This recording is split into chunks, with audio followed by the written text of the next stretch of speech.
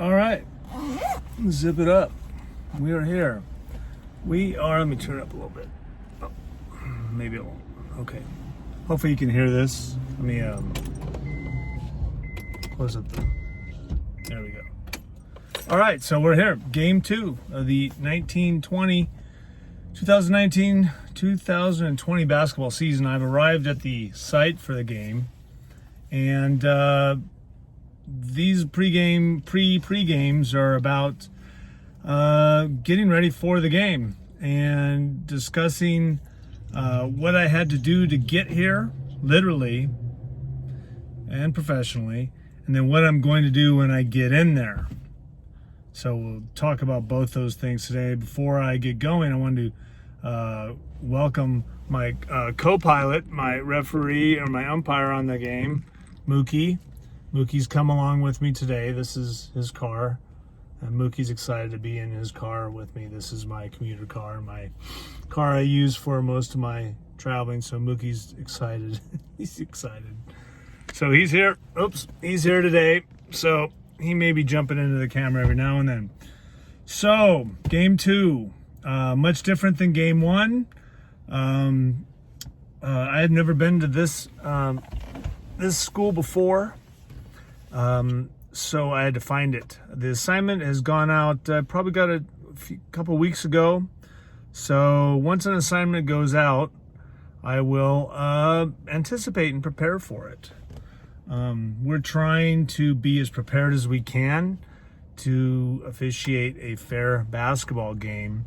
There's a couple things that go into it. Number one is you want to create a perception of competence. And number 2, you want to be competent. So we spend our whole careers doing both those things, and it's really no excuse if you don't at least create a perception of confidence or of competence. And I think that's probably the first piece of advice I got from a basketball official was to honestly fake it till you make it. Perform and pretend that you got things right and you're getting things right. And I think selling what you're doing is still a big part of what we do. Obviously, you're not going to ascend in this sport or continue on if you're not competent. So that's another thing that you get along the way. But how did we get here today? Well, today was crazy because I'd never been to this site before. I still actually have never been into this gym. I'm just in the parking garage. So I still got to find the gym. But we got time. I planned ahead. As I said in the first game, first pre-game, you want to arrive at the site 45 minutes to a half hour prior to the tip-off, and I want to walk in that gym a half hour prior to the tip-off. So I'm in good shape. But what I did is earlier this morning, I programmed the address of the school into my GPS, and I've been following it all day to see how long it would take me to this place I've never been before. So that when I left, I would be I need to be very assured that I'm going to be there more than 45 minutes before the game, because obviously I want to do this pre-game. So I've been following it all day, and there is some drift on GPSs, as people know. Traveling and getting to the site is a big challenge in a major city like Los Angeles. So I always leave a little extra time, because number 1 rule of officiating is you cannot be late. And I don't care what level that is, you cannot be late. That is a strike against you if you walk in that gym late. And that goes for kids games, junior high games, high school games, college games, all of it. You can't be late. So we are trying to create a perception of competence, if nothing else. And so my uniform's clean, my shirt's pressed, my pants are pressed, my haircut looks all right, decent, I look okay, it's about as good as I can get. So, and I'm gonna walk into that gym probably ahead of time, ahead of anybody else. Often I'm there before anybody else is, because that creates a desire or a perception that I wanna be there. And I do wanna be there. I enjoy what I do. I love the challenge that the variety of challenges that we face as officials is really not comparable to anything I've ever done. Every location is different, every partner is different, every game is different. And I still see things I have never seen before, and I've been reffing since 1982. And I will say, honestly, I've probably refereed close to 35,000 basketball games. So I was doing a fourth grade girls game the other day, and the opening tap threw it up, and this girl jumped up and hit it with both hands. I have never seen that before. Okay? So I didn't know the rule. And I asked my scorekeeper, who's also a referee. I was refereeing the game by myself. And I asked him, hey, what do you got? Oh, there's Mookie. Hey, Mook, do you got anything on that? And he didn't know the rule either. So I've been asking at the meetings all over the last month, hey, what's the rule on that? And the truth is, there is no rule in the rule book from high school and college that says you cannot tap the ball with both hands simultaneously on the jump ball. So I didn't rule on it. Why? Because I didn't know. And I think probably one thing I've always done as a referee is default to being certain on blowing the whistle. If I'm not certain about blowing the whistle, then I don't blow the whistle. So the more experience you get, the more certainty you become, the more you are accurate with the whistles that you blow. Nice nose, Mookie. So anyway, so I got here. It was amazing, the different changes and on-ramps, and crazy getting here. Probably 30 miles away, but an hour drive, something like that. Maybe not even that far, but it definitely took an hour to get here. This game is different in other ways in that I don't know the gym. I've never worked with this partner. I did contact the partner. I did contact the school to confirm the game and the time. Still got to find the gym. Again, part of the excitement of officiating is the unknown. You don't know. This game is I felt very comfortable walking into that game Monday because I'd been there before. The administrators, I worked with before. The check was there. The table was just as I had hoped. We had problems with the shot clock, but that's early season issues. This time I have no idea. I don't know what to look at. I don't know the coaches at all. I don't know the gym. I don't know the table. I don't know their history. It is similar in that we have a charter school versus a public school. That was similar, but I don't know. That doesn't mean a lot. So part of my preparation as a referee is I need to get in a mental state that allows me to prepare to do the job and focus on the job only. One big part of that is getting here on time so I can put all my personal stuff behind and I'm not stressing over getting here. The second is I can visualize the gym. I can see the gym. I can see generally see the type of play. Although I have a kind of a feeling with charter schools and the public schools in Los Angeles what level of play they have, but I don't know for sure. And I don't know my partner at all.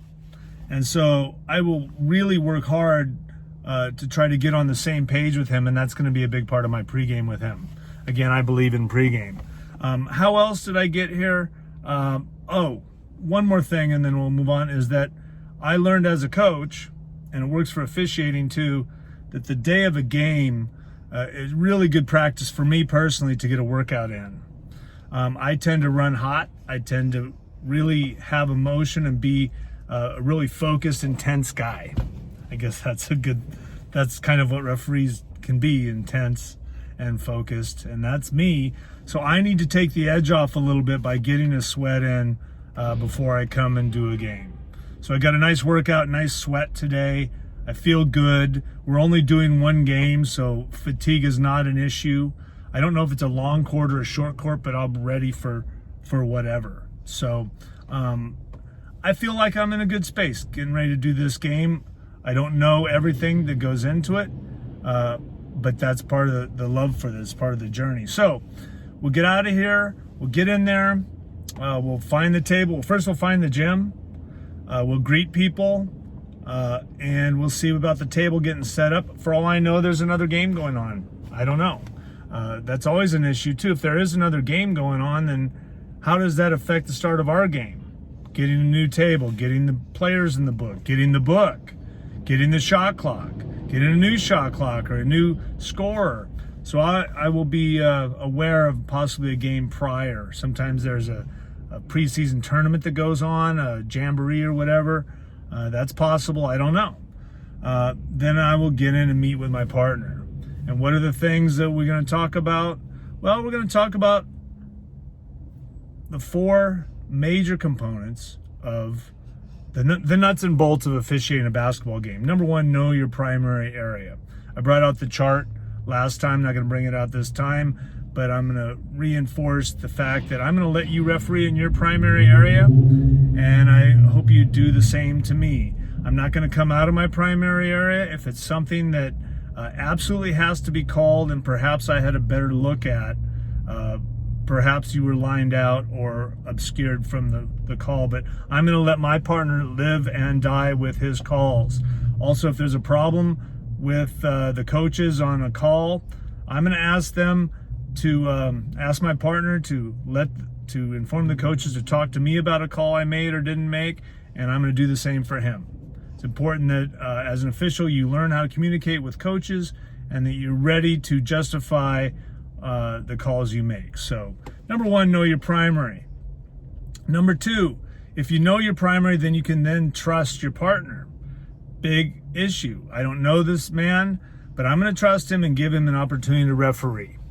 Number 3, referee the defense. If we focus on the defensive footwork and defensive positioning, that is a major part of calling fouls. Using our perception or using our peripheral vision, we can see traveling and ball handling issues and how to even get ready to make out of bounds calls. But if you referee the defense, that's a big part of being a successful referee. Along with that I'm going to say that you should anticipate the play, but not the call. This was a term that we used back in the day, that you should anticipate the play, but not the call. And then the last thing, again, the cornerstone is call what is obvious. We are in the preseason still.